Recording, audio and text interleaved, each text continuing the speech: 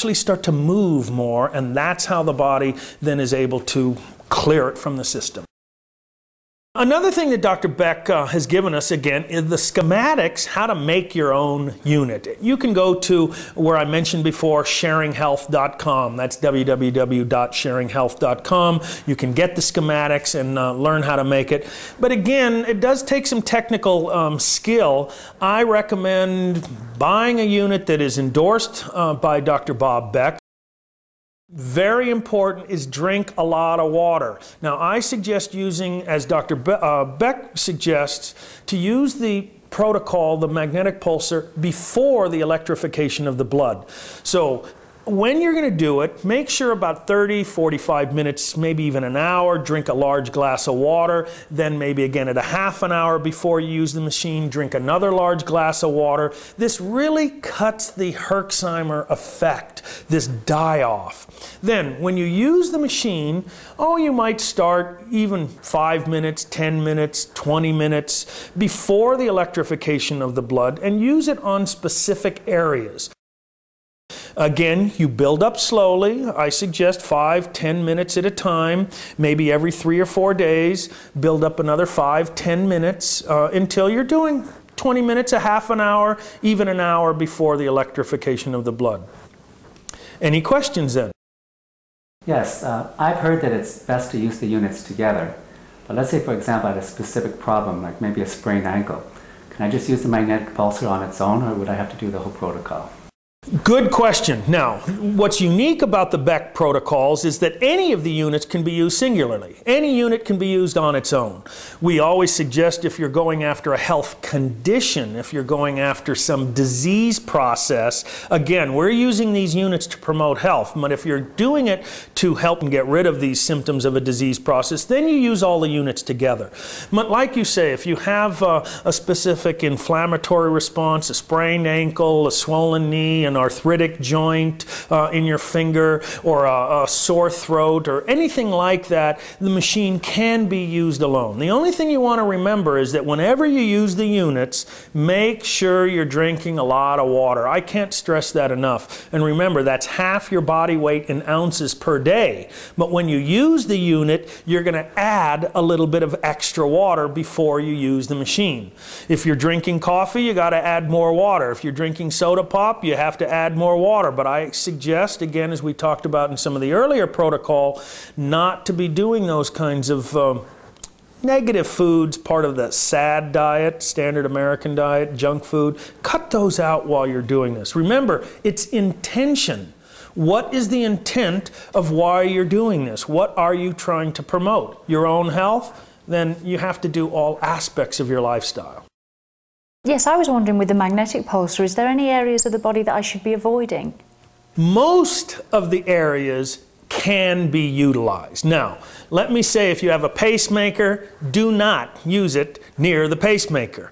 There's a few other areas that I have found over my experience. As an example, when we have been treating individuals that had prostate cancer, you do have to be careful about pulsing around the testicle, because it does cause fairly severe, when gentlemen, and it's happened a number of times, pulse too often around the testicles, that they were in pain afterwards. So you do have to be careful.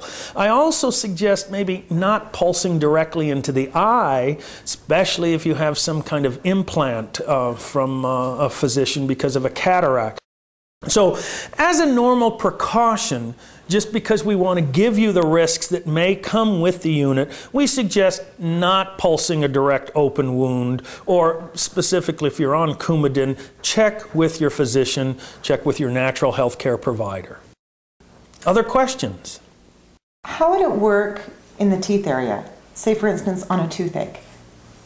We know that magnetic pulsing will work on any tissue of the body. Now, some people, it's actually helped to alleviate the tooth pain, and some people, maybe not. Again, it depends upon the sensitivity, your own biochemical individuality. But also, it might even depend on how many fillings that you have in your mouth. We don't want to produce too much electricity in the mouth where there's metal fillings, because anytime you produce electricity around metal, you disassociate the ions of that metal and you may have mercury that is released. Again, we want to cover all the risks. It's only fair to you, the consumer, that may want to use these, just to know the potential risks. And again, we're not saying that that's what's going to happen. So what about braces? Another aspect of the magnetic pulsar, especially when you're doing the teeth, is that when you pulse, this magnetic pulsar with 40,000+ Gauss of magnetism will penetrate about 9 inches through human tissue. Most of the braces, or even most of the pins that people have inside their body, are non-ferrous metals. So they shouldn't really react with the magnetic pulse. But again, be careful, use your own judgment, start slowly. I don't think that you're going to have a problem though. Good. Those are good questions. I want to thank you for that. You helped stimulate me for these good dialogue. But other questions? Yes, Doctor, I was wondering, how would I know if the pulse is actually being released, that the unit is actually working? If you hold the unit up next to your ear, you'll hear a little click each time it pulses. And you'll see that on the unit there's some little green lights. You can usually tell, and you can hear the click or get a little metal washer and put it on, and you'll see that the metal washer moves when it clicks.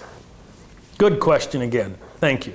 Other questions? Yes, doctor. I was wondering if it's possible to use the magnetic pulsar on children. Now again, there are no laws on these units, so right now it's up to the parent. Now we have used it, in my practice I've used it on children, and again, I don't actually use it. What I do is make it available so that a client can buy it themselves and take an active role in their own health care. So there are a lot of physicians that may have a unit and want to use it as a treatment protocol.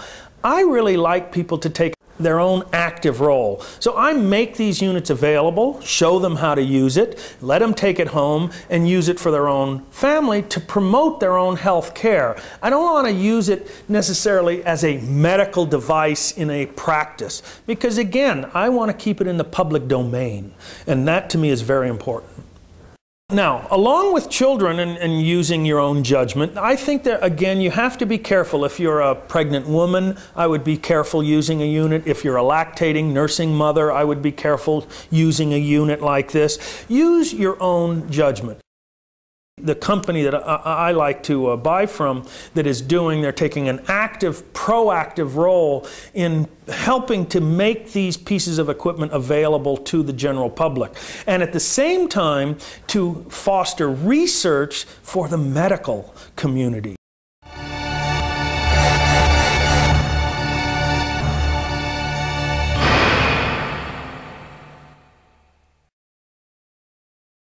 And welcome back. The next demonstration that we are going to do as part of the 4th part of Bob Beck Protocol is the magnetic pulsar. Here's our magnetic pulsar on the wand, and you can see that it is marked magnetic north. Now, understand that magnetic north seeks south, and magnetic south seeks north. Remember, opposites attract in magnetism. So our north pole seeks the south pole.